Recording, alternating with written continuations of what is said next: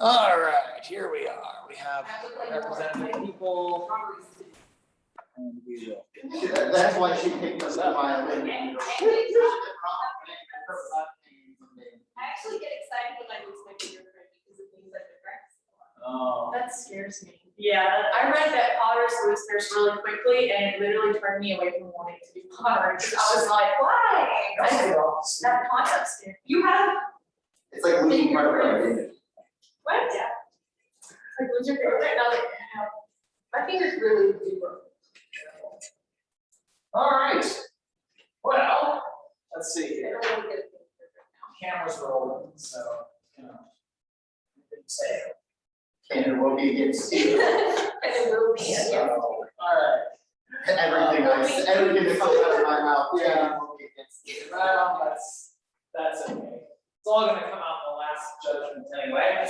So let me pull this up just in case we use it, and then we will we'll get started on how to write a research paper. So.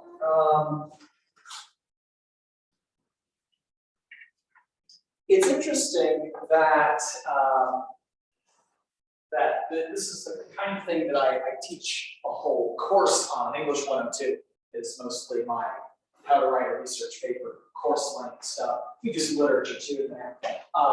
But the irony of it is that the only people on campus who don't go through that how to write a research paper class are the English majors, English minors, and honor students, be it people who have tested out of it, taking something else, transferred it in, or whatever. And that's not a bad thing because honestly, you don't need that kind of hand-holding. But that also means that there's a lot of assumptions that we make that we're going to go into research writing with, and then you bump up against professor expectations, and those assumptions kind of end up getting in trouble sometimes, or they're just things that you forgot to do, or no one ever just told you, hey, do it this way, or do it that way. And so this is the short version of all of this. What I'm going to do here is we'll talk a little bit at the beginning about general research process stuff. In the middle, we want to talk about because everything is shown the beginning, the middle, and end, right? So we'll talk about some of the best practices in terms of approaching the research paper project as a whole. In the middle, we'll talk a little bit about Shakespeare specific stuff, but a lot of it's going to be pretty helpful, even beyond that. Some of you are in Curriculum 1 or Curriculum 2 or Curriculum 2. Some good honors, and this may help in those classes as well. And at the end, I want to talk a little bit about the kinds of sources that you're going to encounter. Some of you are talking just before we begin about articles that you're finding you disagree with, and that's super helpful. We'll talk a little bit about how to do that. So, all right. Well, let me. No idea how to do this, so we'll just do this. Give this out. It's buried somewhere in practically every Canvas course I've ever created is this handout. I have to dig to find it on how to write a research paper in one page. So go ahead and hand that out. But we want to get some expectations clear. And of course, as we move through this, please feel free to flag me down for questions, comments, or other things. So. All right. To begin at the beginning, well, to begin with the beginning is not really the best thing, as we always know. In literature, you never begin at the beginning. Sometimes you begin at the medias res, sometimes you begin at the end. To quote T.S. Eliot, the end is where we start. The purpose, the goal. What's the point of writing a paper like this? Anyway. Literature papers are always trying to interpret a work. Your work as a writer of literary analysis is always interpretation. And that assumes a couple of things. First of all, it assumes that the text in front of you needs interpretation. that it does not in fact always speak for itself as clearly maybe as it might, and that need for interpretation may be coming from several different places. It may be that the author is just being intentionally evasive, obscure, playing with you a little bit, getting you to do the interpretive work. Right? The author might have laid things out more precisely and clearly, but for some reasons, whatever reasons, has decided not to, and has allowed you as a reader to put things together. Or it may be that the stuff, as in Shakespeare, was written a long time ago, and the assumptions that Shakespeare shared with his audience are no longer the assumptions that we have. His language is no longer totally our language, although much of it still is. His historical situation is different from ours, and so somehow we need to bridge that gap as readers between his historical context and our historical context. Sometimes, though, it's kind of post-Freudian idea. Sometimes, though, we're simply aware of certain things that Shakespeare might not have been aware of, like the unconscious drives and urges that that Freud tells us can really do rule our lives, or Marxist, right? Maybe it's the fact that all conflict is ultimately class conflict. Everything has an economic, materialistic basis. And perhaps you want to read a text through some kind of theory, right? Or more to our own day. Shakespeare does not perhaps perceive trouble with racism that we now do. Or with gender inequality, which we now do, right? So how do we understand this text through our own modern lenses? And that's a legitimate way to interpret a work too. Regardless, your work is to interpret a work. So begin with an honest question about one or more of the course texts. Might be a question about the work's form, and it really should be a question, right? It should be something where you're reading through it. Put it this way. Very, very seldom will a good literature paper begin when you are reading and you having to recommend. As you begin and say, oh, I found it, I know what Shakespeare really means. Nobody's ever seen this before, but I know it, I got it, and I'm gonna share it with someone. Right? It's wonderful that happens. That might happen 2 or 3 times in your entire career. It's only happened to me a couple of times, and those aren't the times that I go off my research. They come up in class, but that's not where we start. We start with a question. As one scientist I once heard talk say, and she said exactly this, right? That great scientific discoveries never begin with the eureka moment, the aha moment. Oh my gosh, it's all so clear now. It begins with a, that's weird. That's funny. I wonder why. And that's what you really want to begin with. Right? What does that mean? That's an odd puzzle. That doesn't seem to fit together. Why is that there? What does that mean? That's the kind of thing you want to begin with a research paper. Now, you might have a tentative answer in mind as you begin your research. You might have a theory, a hypothesis. You might think, it's odd that Shakespeare would put it exactly in those words, but he uses that term more than once. I think I might know why. But you got to test the hypothesis, right? You have to be scientific about it. Hold your opinion at arm's length for a while and see if you're right. As you gather information, as you gather opinions, you need to remain open to other answers. Sometimes you're going to look at that and say, I think I know why Shakespeare puts it this way. I think it's because of this.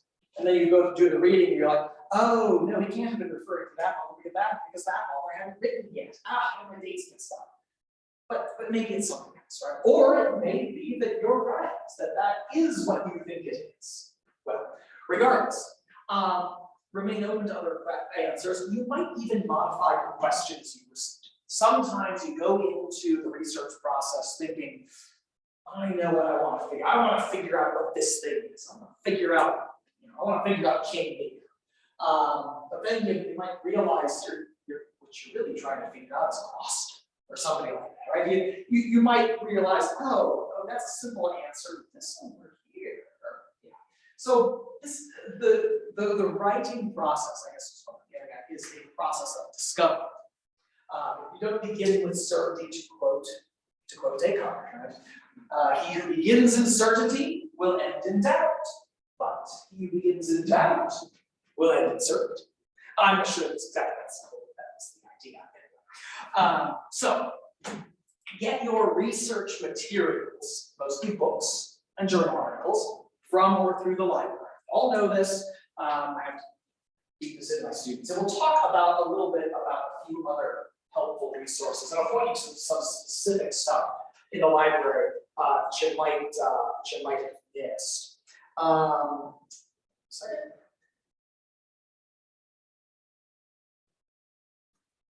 So minutes to go.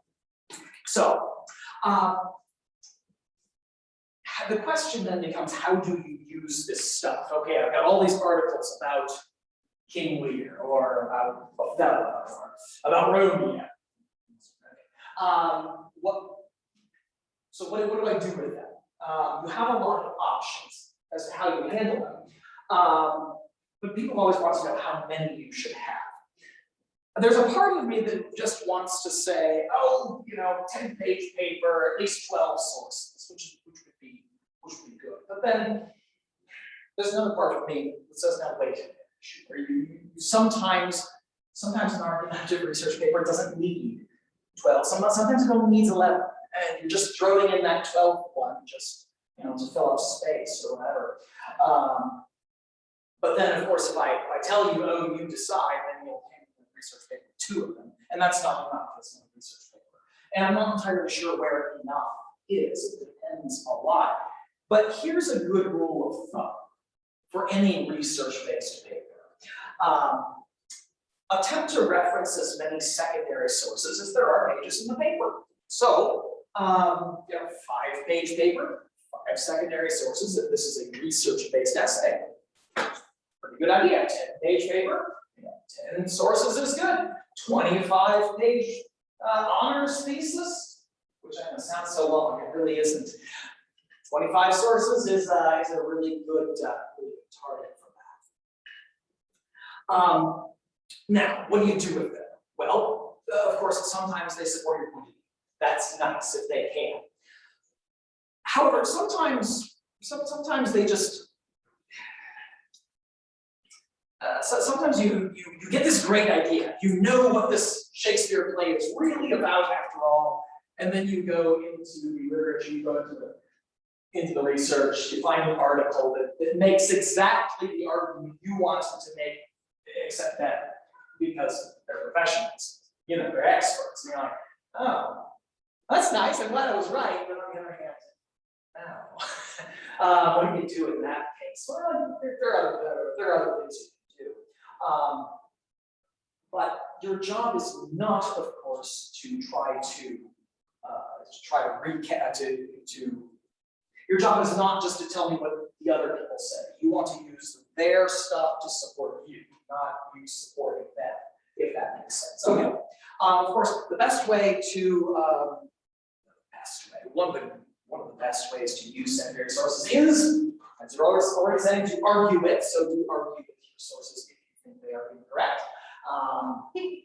That happens. Modern people get Shakespeare wrong. They get Milton wrong, sometimes hilariously wrong, and it gets into print. It's a real gold mine, actually, if you can find a source that is just dead wrong and demonstrably wrong, because then you have a way to set up your whole research paper, right, to disprove that. And that's a good way to do it, actually. It's a good way to set it up, right? Would you intend to kind of dismantle this other point of view and then build up your own, right? As all bullies know, right, the way to build yourself up is to tear other people down, right? You're allowed to do this in a research paper as long as you maintain a very impartial professional tone about it. Right? Anyway, Nothing personal. Yeah, nothing personal, absolutely nothing personal. That's fine, yes. Exactly. Unless of course the article that you are arguing with happens to be written by one of your professors, then, it's just bad form, as Captain Hook would say. So I just research things for fun, especially because I'm in college and I have access to all this stuff. I know, use it while you can. So I found this string of articles about whether using the term Asperger's is proper because it was named after a Nazi scientist. And just reading the abstracts on these articles, there were like personal shots at the peer reviewing of individual articles and why this person doesn't deserve their doctorate. And I was like, this is the greatest thing I've ever found. Something amazing. I also found a forgivable portrayal of the Christian's behavior in Merchant of Venice. That was even more edgy. Yeah, It was yeah. before the anti-Semitism, and I was like, oh, okay. Some of them do, sometimes you have to read, usually they're not like fronted in the abstracts. But you get down into the footnotes of some of these articles, sometimes they can get surprisingly personal. Sometimes it's really genuinely funny, what you can find in these. It's always stated so succinctly too. Oh, we love doing this too. We love doing it. And I'll tell you that different subfields have different levels of animosity. Like Milton criticism, people go for the jugular. It's fun. Like it's great. Like there's some real like toe-to-toe, head-to-head, knockdown, drag-out arguments about Milton. Medieval lit people tend to be a little more fun-loving and jocular for some reason. I think Chaucer, actually. Medievalists are the party people, actually. That's just, I don't know why that is. Maybe it's obvious, I don't know. But they are. Yeah, it's really, really funny. Shakespeare is where people kind of die to death by thousands of semi-relevant details. Because in order to come up with something new about Shakespeare, you really do have to get into minutia. And Shakespearean criticism over the years has really gotten into minutia. It's kind of interesting, but just very, very detailed. But anyway, so like I said, yes, often critics will surprise you with eccentric interpretations.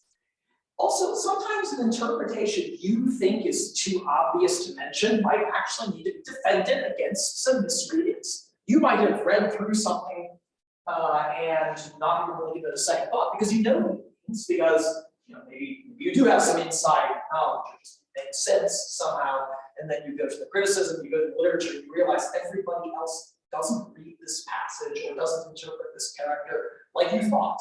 Well, that's an opportunity, isn't it? That's wonderful. This is where, if you're trying to find a topic for a research paper, if you know more or less what you want to write, say you want to write about the Tempest, you want to write about Hamlet, great. Sometimes the best thing is to go to the library, go to the databases, and just read all the articles and book chapters you can on that play, on Tempest, or on Hamlet, or on Twelfth Night, and just see where the conversation is. And you can enter that sometimes. Sometimes you'll be like, oh, it's 3 articles. Really, too hard on Viola or whatever. Or, man, these guys are, boy, they're hating all over Falstaff. What's up with that? Yeah, right, okay, there you go. Hating all over Prince Hal. What's up with that? Right, you may find, right, that there's some kind of conversation going on that you weren't aware of, that you can enter.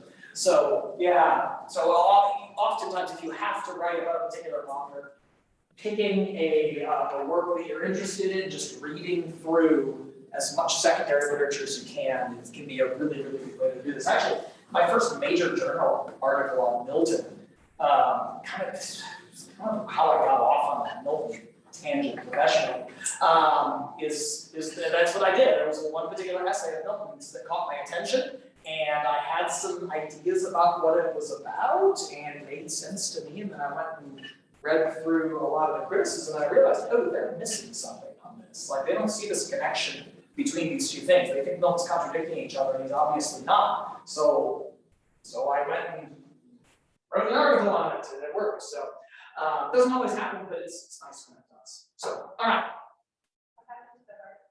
Notes, you can find JSTOR, it's in Milton Quarterly, so, yeah. Anyway, we're not maybe JSTOR, MLA though. So 2008, I think, anyway. Yeah, so it's, the title's a bit pretentious, I've rewritten that. But I was, was a rookie and wanted to make it sound impressive, so. Anyway, let's talk about how this works.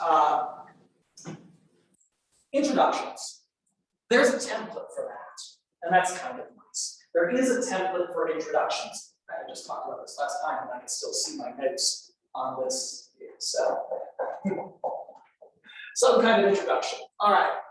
An introduction is going to have three main parts to it, and you can drop this all into a single paragraph. Usually, it's going to have some kind of hook. Now, it doesn't need to be an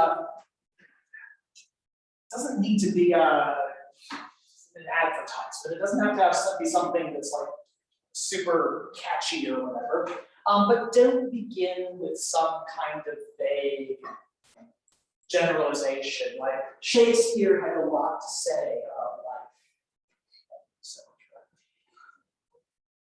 begin with something concrete, something specific, something that will lead us directly into your topic, into your question.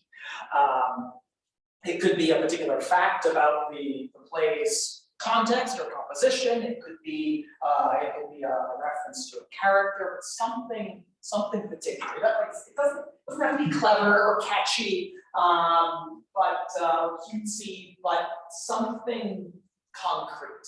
Don't begin with a vague abstraction that then eventually leads to another slightly less vague abstraction, which leads us to the actual player talking about. Don't do that kind of fun. But begin with something particular. Then, of course, there's whatever background,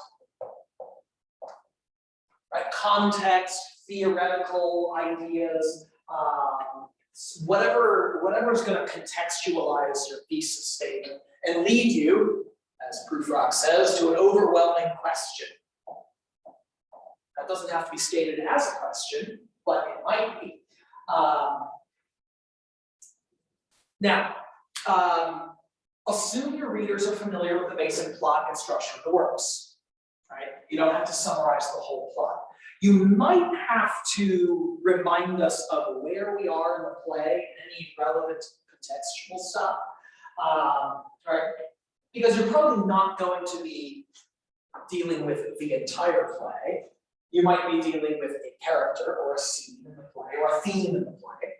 Or you might be dealing with two different characters in two different plays and putting them together.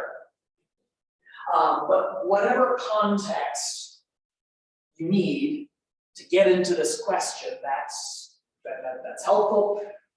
So just enough context to make your question intelligible. Don't waste space on irrelevant contextual information or biographical tangents. Right?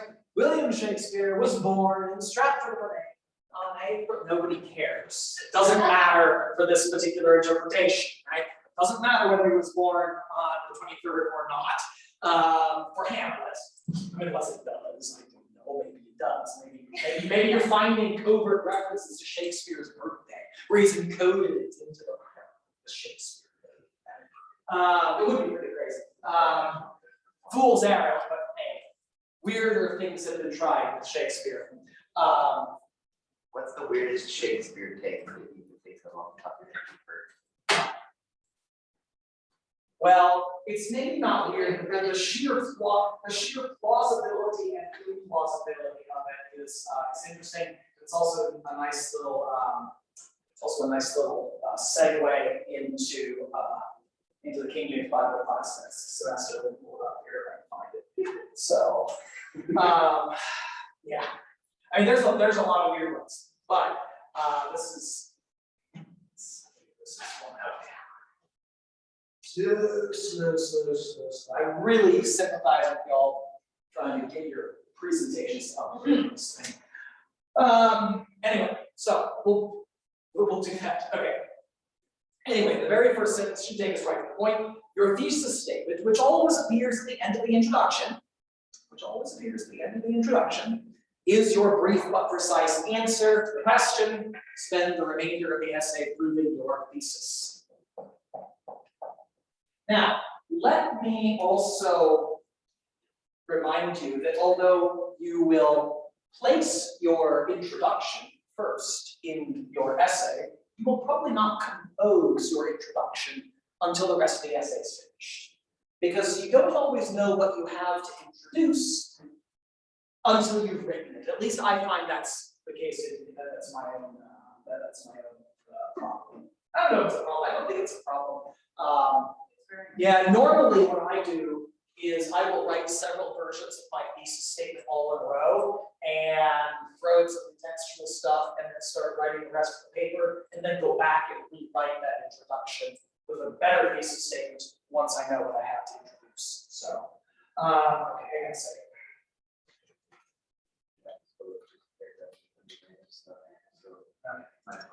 Okay, so.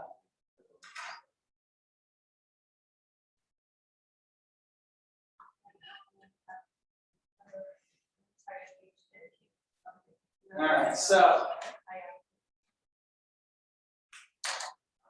It's good. Yes.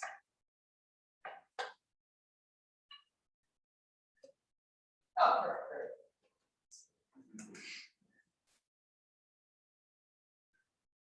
Oh, this is just great. So, in 1902,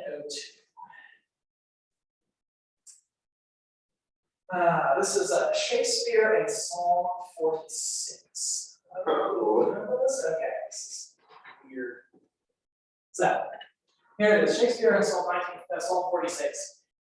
In 1902, a person identified Emily as a learned correspondent in West Hackney. Probably someone with way too much time on his hands. Brought to the attention of the world a curious fact about Psalm 46 in the King James Version of the Bible. This name Shakespeare seems to be coded into it. Did Shakespeare write Book of Psalms? S-L-H. I've heard this before. I forgot that I've heard this before. Yes, you probably have. The name Shakespeare, 4 vowels and 6 consonants. If you write down the figure 4 and follow it with the figure 6, you get 46. Turn to Psalm 46, you will find that in it the 46th word from its beginning is shake, while the 46th word from the end is spear. This fact, or rather these facts, may help be proved according to my correspondent that these Psalms were written by Shakespeare, and that this is really the correct way of spelling this name. So, yes, there it is, shake, and there's spear. Yes, there you go. With an E on Psalm the end, 46. doesn't prove its point. Yeah, exactly. So, anyway, yeah. So yeah, well, there's a bit of an issue with counting. There depends on who's counting the letters. Still with that. But yes, the word shake is 46 words at the beginning. The word spear is 46 words at the end. So yes, one theory is that Shakespeare worked on the King James translation. I think it's preposterous. But there it is. It's Psalm 46. So, all right. Well, now that you, so yeah, beat that. I did find a cool article comparing King Lear to Frank Curtis. I'm interested. It was actually making a good point about self-knowledge. Well, and Shakespeare, was all the rage in the early 19th century. The 18th century had largely ignored Shakespeare, or was kind of a good but not great poet. Like, he was quotable, but it was really the Romantics in the late 18th, early 19th century. So beginning at about 1798, 1800, going all the way through the 1830s, right, which is when Austen was writing, that Shakespeare really is revived on stage and is revived as the bard. Everybody likes the fact all of a sudden that Shakespeare's a little bit edgy. He's not as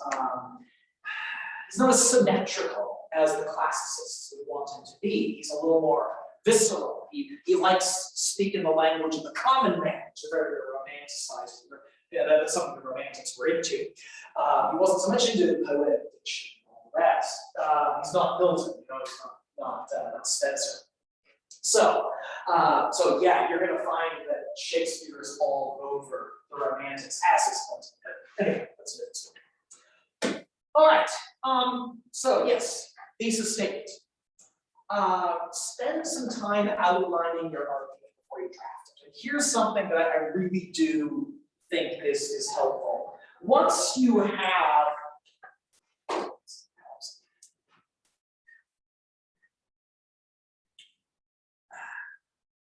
so you're going to have a couple things. We're going to talk about sources in a bit, but you're going to have, on the one hand, right, you're going to have your big source, which is Shakespeare himself, right?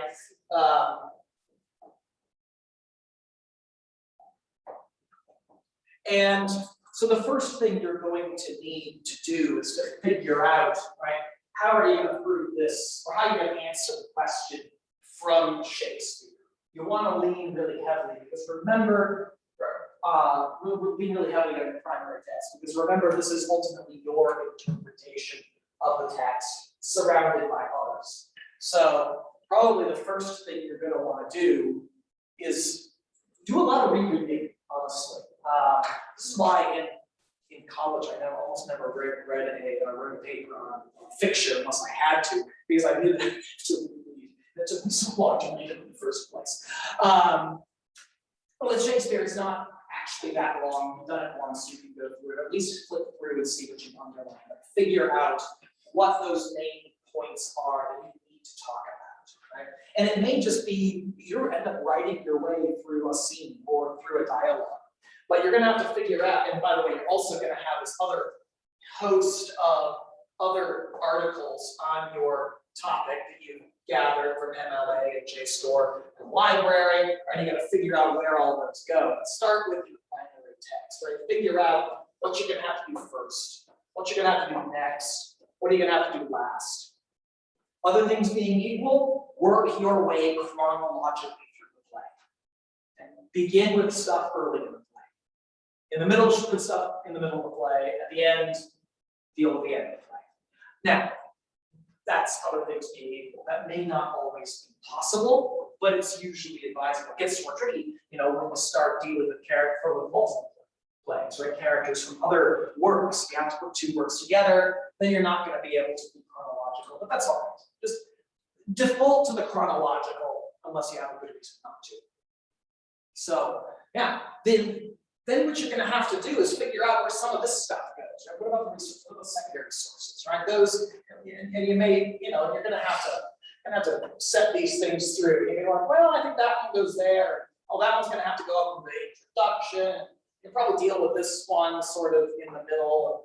Definitely going to have to work with that one in the conclusion, and that one, I don't know, it's maybe relevant, maybe not, but that's okay because you went and read more articles than you're actually going to use in your paper, right? So if you have to have 5 secondary sources, for example, you're not going to use, you're going to read, you're going to go to 10 because, well, you need to know what everybody says, and that's how it works. You always expect to consult twice as many secondary works as you actually use. You might use all of them, but you probably won't, and that's okay.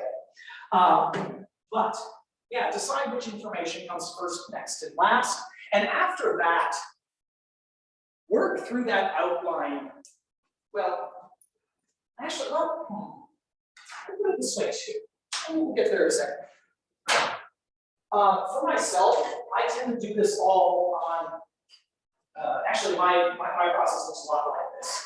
I've got my computer, I'm typing out my outline, I've got my Shakespeare book next to me, and then I've got some articles that are in tabs or opened up somewhere. I've also got some articles that are in print next to me that I've highlighted and flagged and sticky noted, and so it's all over, and I'm putting it in order. Now, if you're a really more kinesthetic person, what you may find you need to do, right, is to actually physically lay it out, right? Say, okay, this part of Shakespeare comes here, this one comes here, this one comes next, and then figure out, okay, no, that doesn't quite work, move those around. Like the act of physically moving these things around can be really, really helpful. This is how my wife does it. She's very, very kinesthetic when it comes to this stuff. You got really well speaking. Oh, absolutely, yes. Yeah, you do sticky notes, do them across the wall, sneak into a classroom late at night and it has a big chalkboard or a big whiteboard and just go to town on it. I've seen on social media honors students with their, their whole research papers diagrammed out on chalkboards. It's really quite something. It's a lot of fun.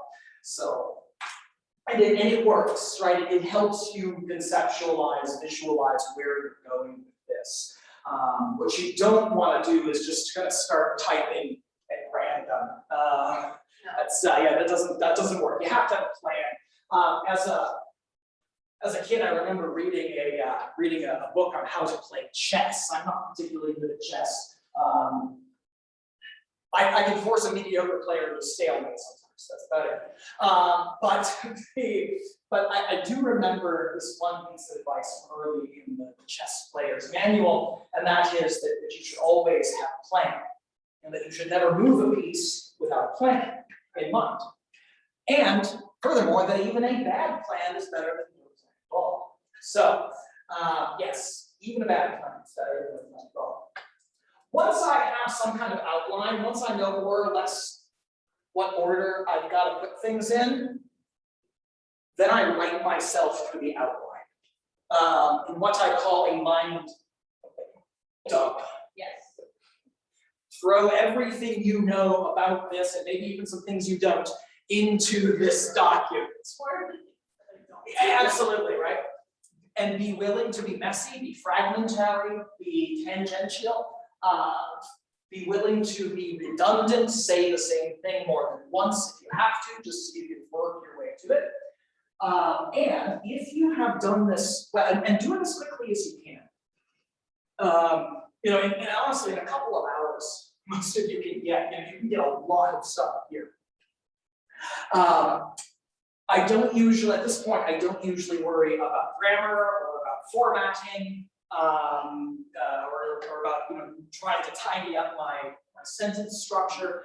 The one detail I do worry about, I do put in, is I always cite things because I don't have to go back and try to figure out where that quote came from. So put the citation in, put the page number in if you have a quote from a secondary source, put in your line numbers. So, because there's nothing worse than working through your draft and coming across a really great quote with no citation, being like, which of my 10 sources did this come from? You don't want to be in that position, an hour before the deadline. So, put mind dump. Throw as much as you can into this, on the assumption that you're going to change a lot of this stuff. And if you have done your reading, if you have done your research, if you've done your homework, then the mind dump is probably going to be, should be significantly longer than the minimum that's required for the assignment, right? It would not be uncommon to have 13 or 14 pages of just junk for a 8 or 10 page assignment, and that's good. That's where you want it to be. You want to write significantly more than you have to, because then you have material to burn. That's what you want. So, once you work through this, once you figure out, once you are done with the mind dump, the next step is crucial, and you shouldn't skip it. People are tempted to skip it, but you shouldn't skip the next step. The next step is to wait, to walk away from it, put it away, give it overnight, and let it sit. Now, this is only possible if you're working ahead of the deadline, right? But here's why. If you finish with the mind dump and then immediately go back and start changing things, first of all, you're not going to have perspective. You're going to start rereading not what you actually wrote, but what you think you wrote, which is not usually the same thing. And in fact, what you want to do is move away from it so that you can come back to it and read it as a reader rather than as an author. So, go away and, practice your violin or play golf or play a video game or do whatever you gotta do to to forget about this. Like I said, overnight is best, 24 hours is ideal. You don't always have that, but if you plan this in, if you plan that space in, then it's much, much better. So yeah, give it overnight at least. Then come back to it fresh first thing in the morning. Frankly, most of us are really much better in the morning, first thing in the morning than we think we are. But yeah, give it some time, rest it, wait it.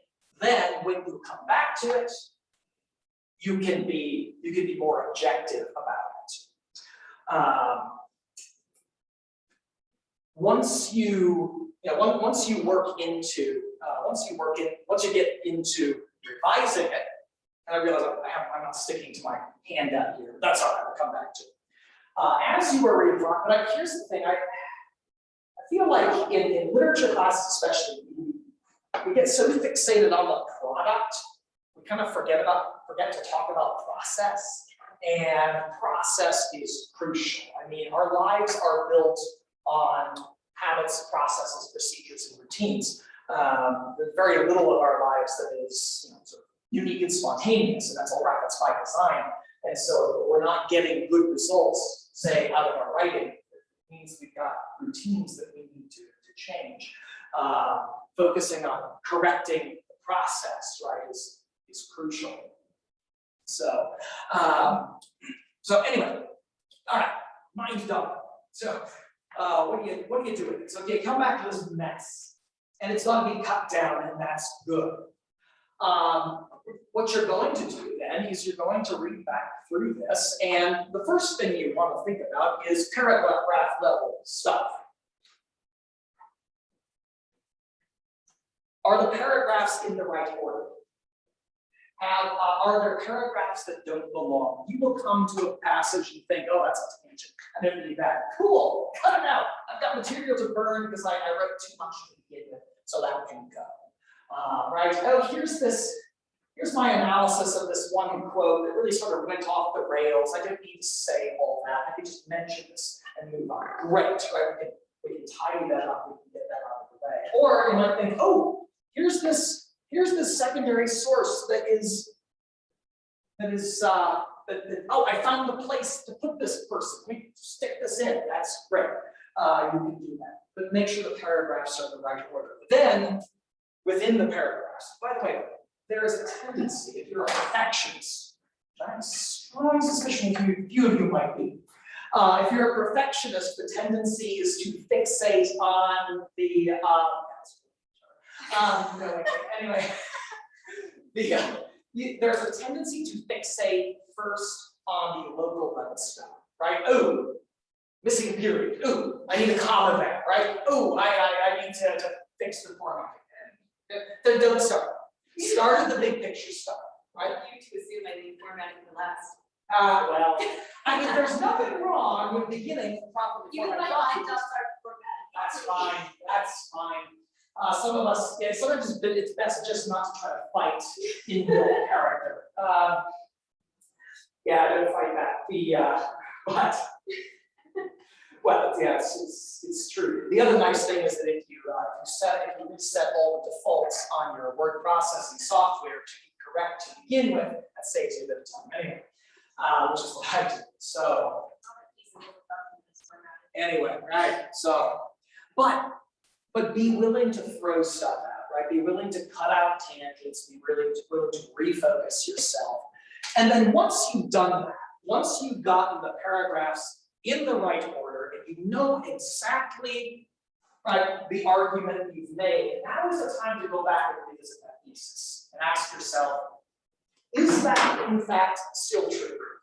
Did I actually prove what I set out to? Because it's really easy to write your way into a somewhat different interpretation than you expected. And that's okay. Now, if you come to the end of your mind dump, your draft, and realize, oh no, I haven't proven my thesis. I was doing something else. I chased a rabbit and I caught it, but it's not what was on the menu for dinner. What am I going to do? Well, right, you have two options, right? You can either rewrite your paper to fit the thesis, or you can do something much course marker, which is to rewrite the thesis to fit the paper, right? So, yeah, that's the thing to do, because sometimes we will analyze our way, interpret our way into something that's much better, and much more supportable than our initial idea. So be willing to rewrite this stuff, especially in the open. So, all right.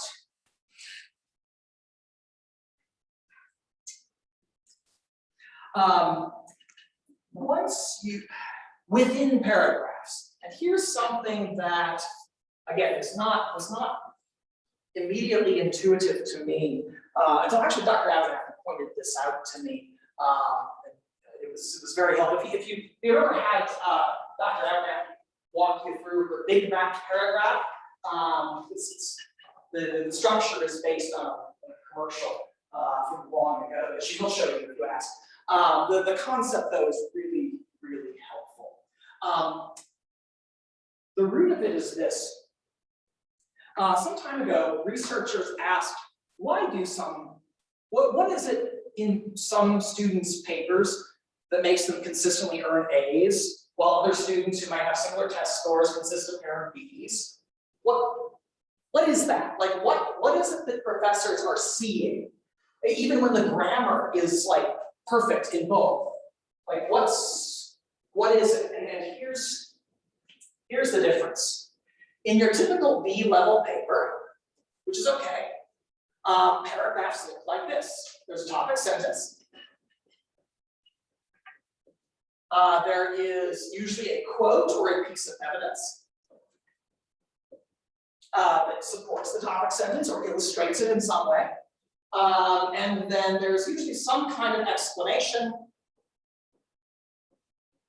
of that evidence, right? It links it back, right? It tells us, does some interpretation, right? It interprets the evidence, and then leads you to some kind of conclusion, some kind of concluding sentence. Which means that your typical B-level sentences are usually about 4, maybe 5 sentences long. And they work, right? You can get a B consistently with this format, especially with longer quotes or long quotes, block quotes, right? Trying to fill space. But here's how the A level differs. Well, the A level, I'm going to need more space, because as you might guess, the A level papers tend to have paragraphs that look more like this. There'll be a topic sentence, of course, that will tell us, right, where we're going or give us some indication of what we're about to hear. There will be some kind of evidence, a fact, a short quote, or something like that. There will be an explanation or interpretation of that evidence, and then there will be a second piece of evidence introduced. Usually there's sometimes there's a linking sentence between them, or sometimes it's just an additionally, furthermore. And that evidence is also explained and linked back to the topic sentence. And then that finally leads us back to a concluding sentence.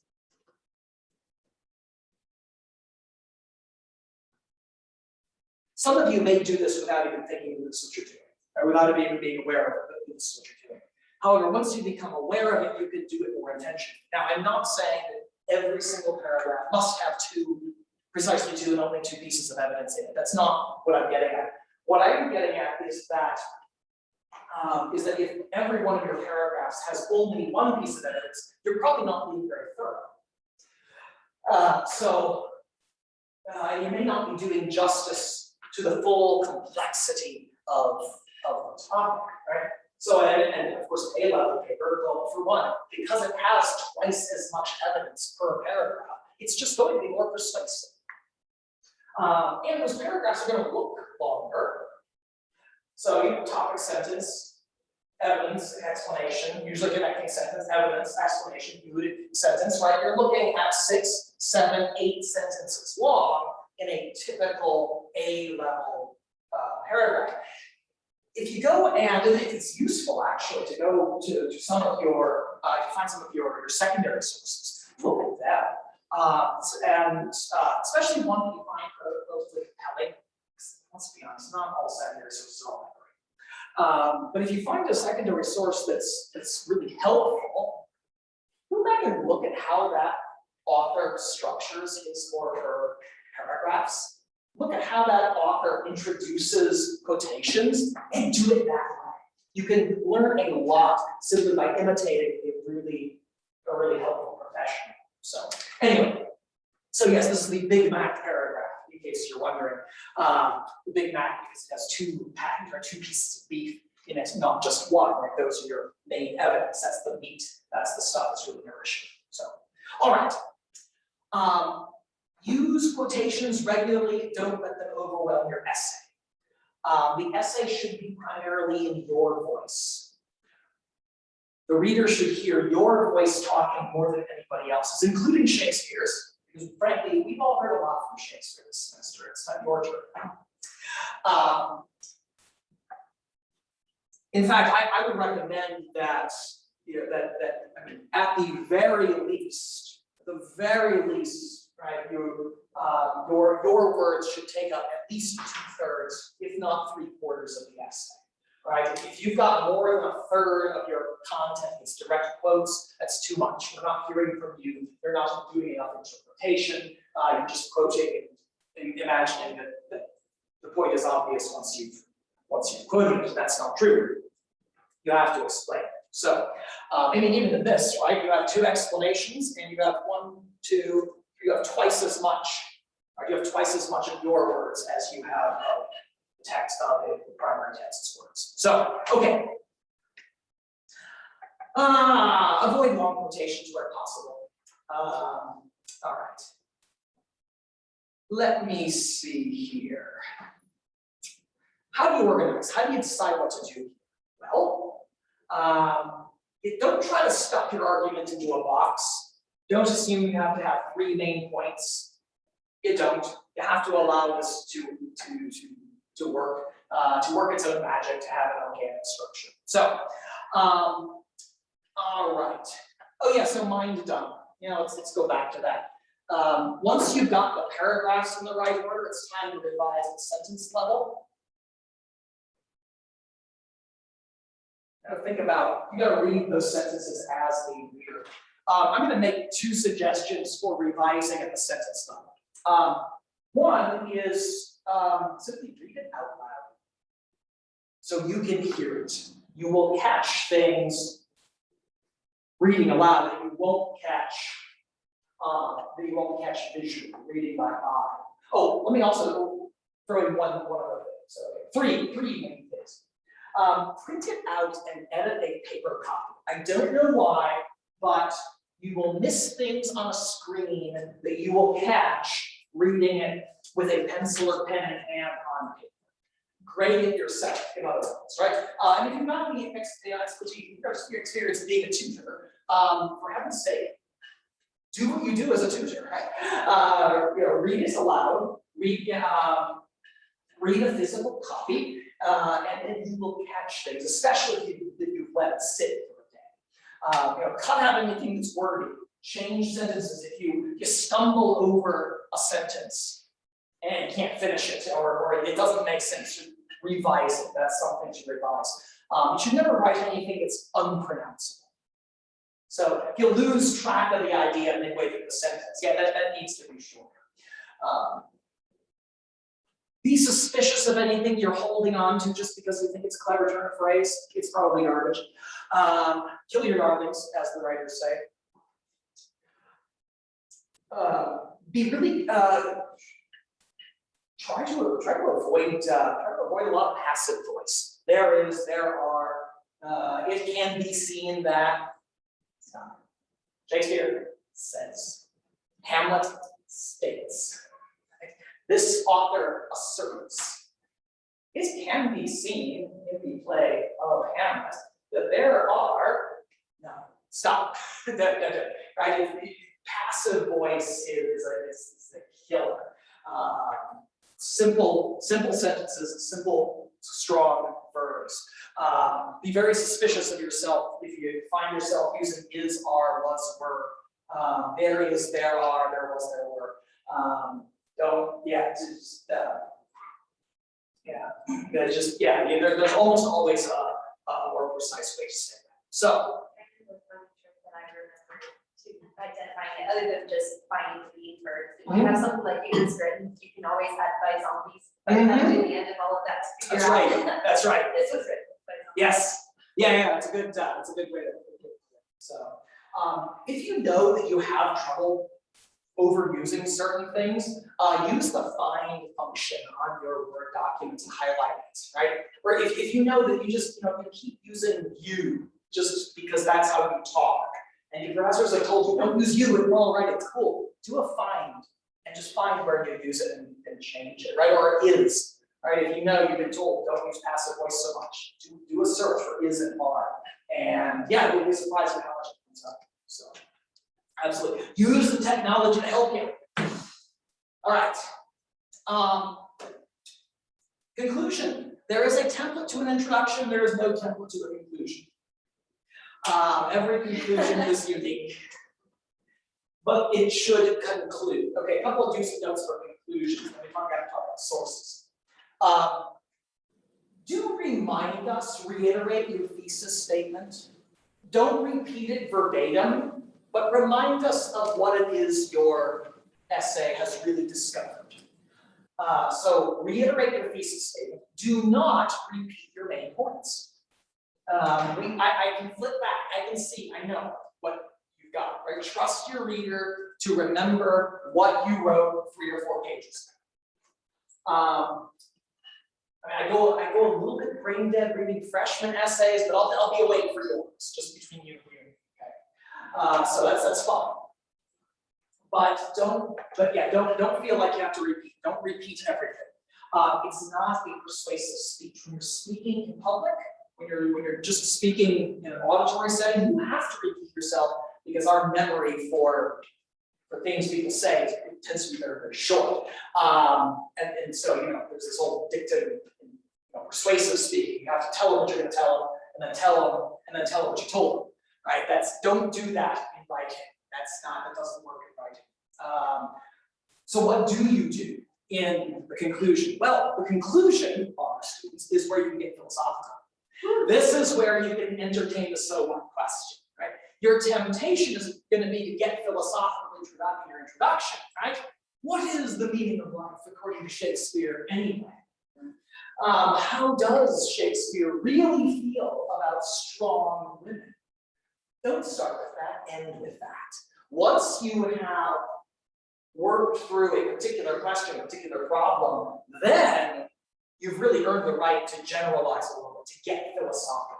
So be willing to get philosophical in your conclusion, right? So the conclusion always asks, so what? Why does it matter? Does your argument shed some light on women in Shakespeare in general, or Shakespearean tragedy, the real nature of the tragic hero, now that we understand that Lear is in fact, what they say, has heroic strength or whatever. Anyway, whatever it is. How does that work with tragic hero? Anyway, you want to link it to something else you've read. Plato, Aristotle, right? Plato, Aristotle, Socrates. Okay. Okay, we're too dead even from Princess Bride. It's tough. Anyway. We need Jamie here. I know. Anyway, that's it. So, yes, but link if you can link it to something else in the conclusion, that's fine. As long as you're not obviously starting in the paper, right? The tendency is to start in the paper in the conclusion. Don't do that. It needs to conclude, not be starting something else. But anyway, that works. Once you've sifted through the details, you've made sense of the text, you've earned the right to generalize. And I encourage you to do that in the introduction. So, okay, questions thus far about writing process, integration of sources. I want to point you to some particular Shakespeare sources that might help you.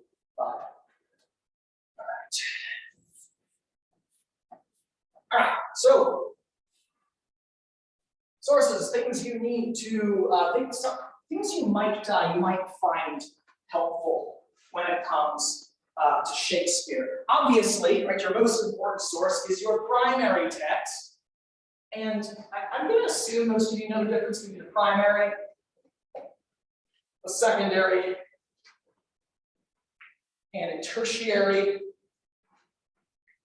source, but just to be sure, your primary sources, that's the stuff you interpret. So that is your Shakespeare class. That's your Milton class. That's your Jane Austen novel in a 19th century fiction class. If you're in the sciences, that's your raw data.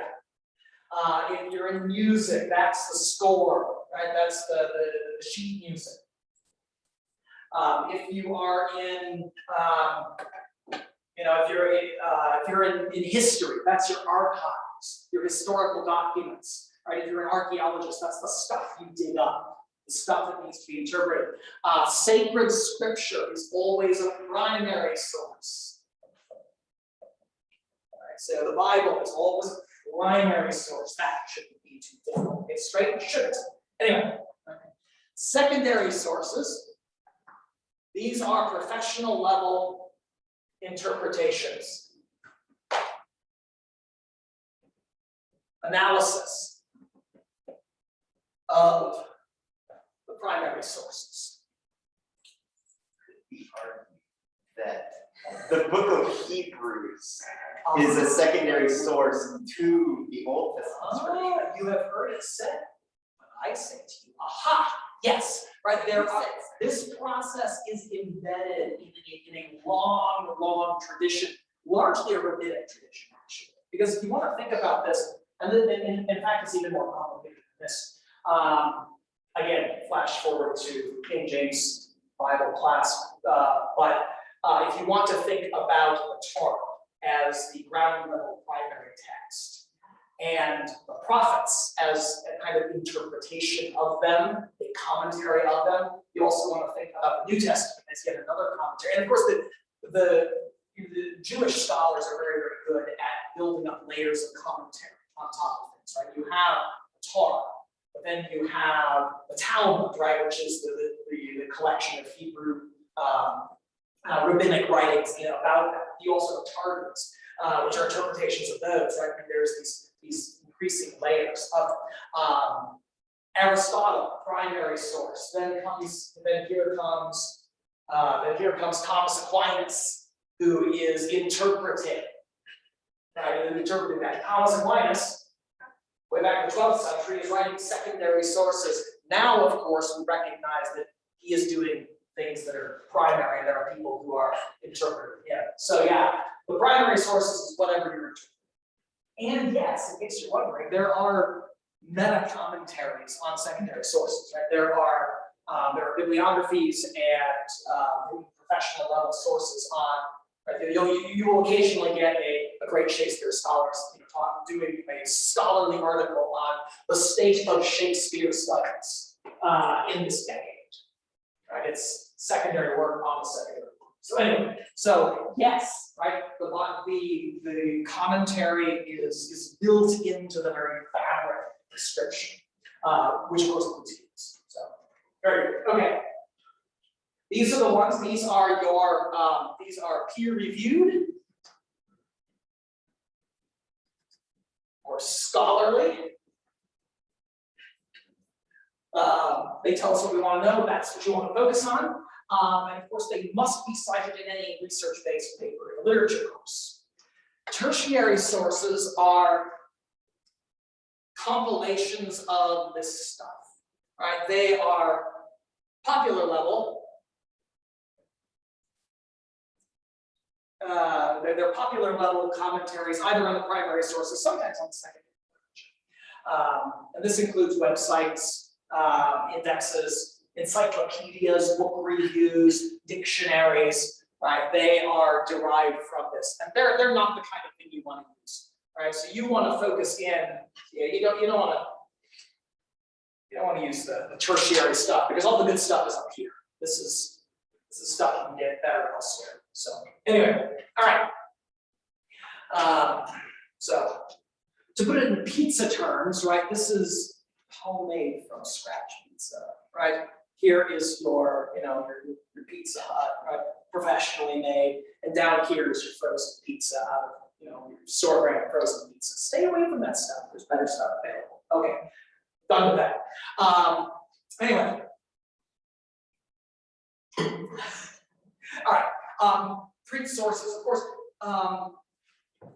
Your primary text is here. This one does not have secondary sources listed in it. However, well, a little bit, because at the beginning of each of these plays, there is a scholarly introduction by an expert, a Shakespearean expert, and you can use that as a source. Other complete works of Shakespeare will have introductions that themselves cite secondary sources. When you find a secondary source through JSTOR or the MLA bibliography, pillage the bibliographies. Look at what they cite. Right? Once you get one recent source, you got a whole bunch of sources that you can go and look for, and most of you can find them. So pillage the bibliographies. Our physical collection of books in Shakespeare is not terrible for our size of library. There is some stuff over there that's helpful, including some stuff on reserve. So feel free to actually take a field trip, get up out of your room, and go and see that stuff. It can be super helpful. A couple of other things that you want to know about.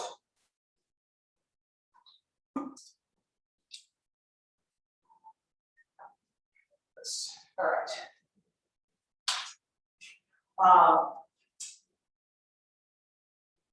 Let's see here. While this is coming up, outside the library, of course, Google Scholar can be helpful.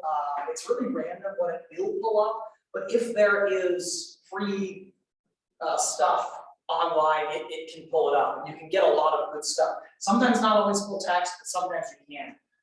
So especially if you're not able to access library databases for whatever reason, Google Scholar can help you. Obviously, you can go straight to the databases. The discovery bar up here searches everything. This is library.umobile.edu. The discovery bar searches everything in the library. Physical books, ebooks, journal articles. It's a great place to start. There's a lot that's going to come up, so you have to filter out, but it's super helpful to start there. Outside of that, there's a couple of other websites that you should know about. Yes. Illuminaria is a really lovely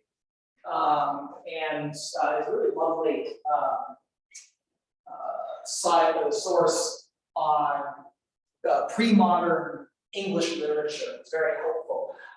They've got a lot of weird stuff. They've got you've got a lot of material on Renaissance. The encyclopedia project is really helpful just to find, if you want to find historical stuff. They'll have full text samples of old history books.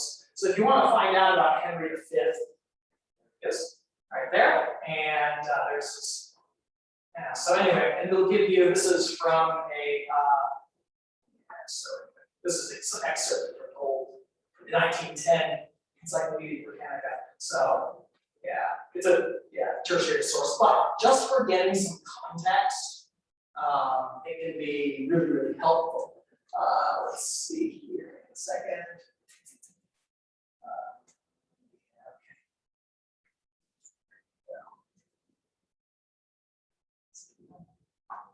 Anyway, so Owen Glendower, anyone? Yeah, so there's a whole little bit of just so you have some idea. So there's the Illuminarium itself has stuff on different characters. Edward Spencer, right? It'll give you some, give you links to a biography, quotes, works. You don't necessarily need it's not necessarily stuff to cite, but if you need information, you need context, especially historical stuff, it's helpful. Also,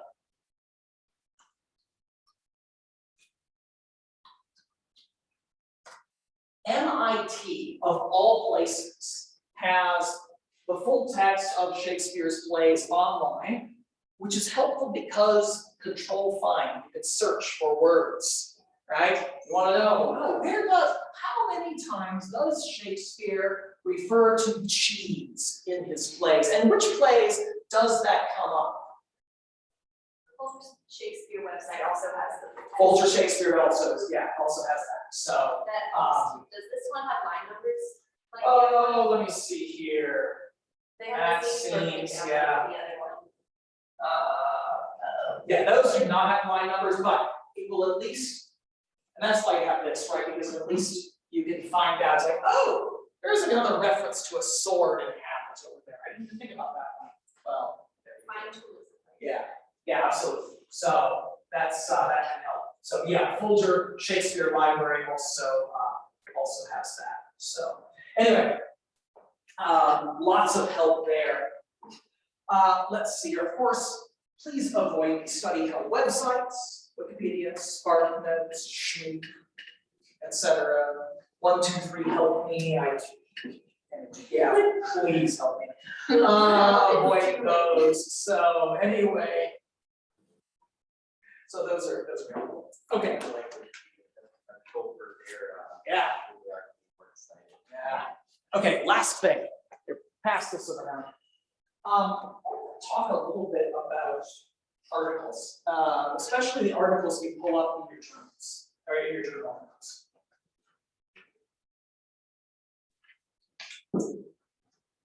Because what we were trying to do in this research paper is in some ways to imitate what you are finding in the scholarly journal articles, maybe not wholesale, maybe not at the level they do it, but ultimately we want to get you to a place where you can do something like this. You're playing the same game, right? It's just that they're playing it at the professional level and you're playing it at the, the college varsity level. If that's a good analogy, right? So I don't expect all the spectacular plays the pros do, but we do expect some competence on the field.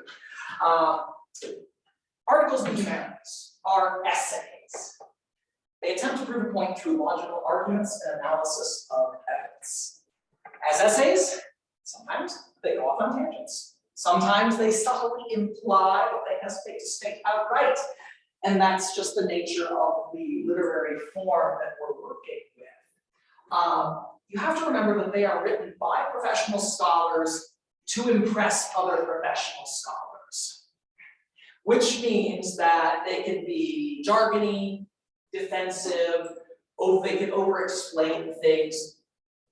And I really, really wish that more professors who were writing these articles would keep in mind the people who are probably going to use them the most are undergraduates like you, who have some knowledge but not comprehensive expertise in the field. However, they have to, in order to publish them, they have to demonstrate their expertise.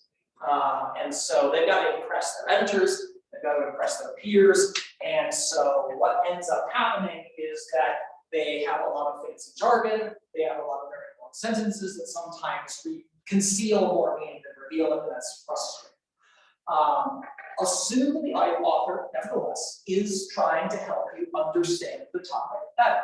This is a teacher. These are all written by professors, and they're all written by people who are themselves professional teachers. Look for those moments where they are trying to lead you somewhere, or they're trying to teach you something.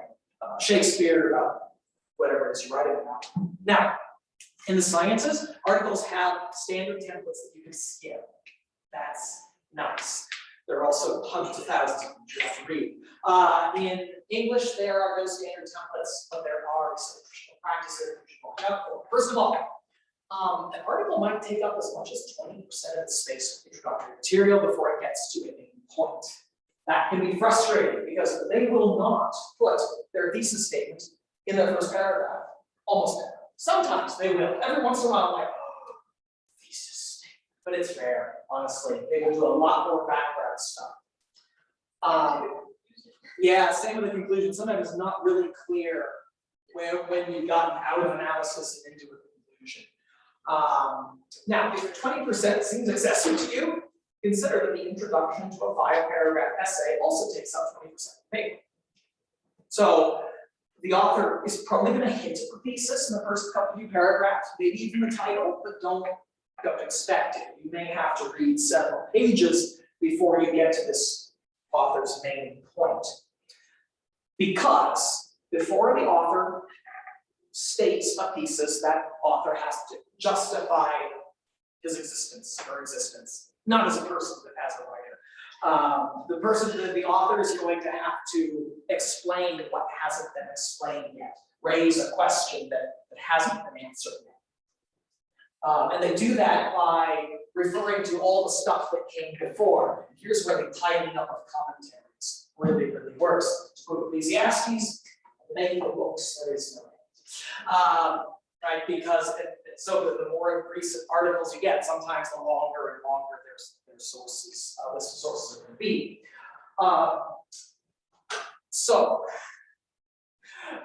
Yes. Anyway, they have to demonstrate that they have something new to say about the topic, so they have to list and summarize the works of their scholars and explain how those works are flawed or incomplete, what they've missed. Sometimes they're nice and they relegate all that to the footnotes or endnotes, but only after it justifies its own existence will it then proceed to state a thesis of its own. It might refer to theorists, might refer to old schools of thought, or it might refer to some kind of new school of thought. We're going to impose upon any views to interpret Shakespeare. And so that's all. Don't assume the article's thesis appears in a single sentence. Sometimes, usually, these are 20, 25 page monstrosities. And so, right, if your 8-page paper has a thesis statement in 1 sentence, maybe sometimes 2. The thesis statement to a 25-page article may well be a whole paragraph. They may well set out a whole paragraph what they intend to prove. And that's okay. So sometimes they will be so kind. I've found more recent articles are better now than they used to be about saying something helpful like, I argue that, or I propose to prove that, or show that. That's nice. We like that. Older articles won't do that. They were older people writing, especially before the 1990s, were just had this unbelievable allergy toward using first person, even when they would refer to themselves in the third person. The present author believes that just say you mean just anyway. But yeah, rules change. Okay. Now, once the article has explained what it sets out to prove, then it's going to offer supporting evidence. And if you're already familiar with the play or the work in question, you can skim the analysis. All works that interpret literature are going to feature textual analysis. That's what we do. So look for that. But honestly, you can probably skim that. In fact, in some articles, once they state what they're going to prove, you're like, oh, yeah, I know what you're going to, oh, yep, that person. You can probably predict pretty well where they're going to go, so you can skim it, and that's where you can read quickly. But you may not. You may have to read carefully. So, but you can skim the detailed analysis sometimes. Pay close attention to the last few paragraphs of the article. Don't expect a tidy summary, but we expect some conclusion. A good conclusion will tell where the argument actually leads. Also, don't stop reading when you get to the end. Look at the sources, look at bibliography, because they will tell you what they used. And even if you just skim the titles of articles, you may find there's an article out there on your topic that is super, super helpful that you would not have seen because for some reason it didn't come up in your keyword searches or you didn't know. So yeah, don't stop when you get to the bottom. Keep going all the way through the bibliography. So well, that brings us just about to time. So thank you for indulging me on this. Hopefully some of this was helpful. So Read the article, it's gonna help a lot. yeah, good. I hope so. So, all right. Well, for those of you writing a research paper for Shakespeare, that's due on Thursday. Yes. Yes, Thursday. I also posted the prompts already for the final, the Shakespeare final. So follow the instructions as they appear. So you just upload it. It's under under one of the assignments on Shakespeare, and Canvas site. It's also an announcement. So you can miss it. So you don't need a hard copy of that? No, just submit it. Yeah, just submit it online, and I will take it. Has to take our time. Yes. Do we have any idea how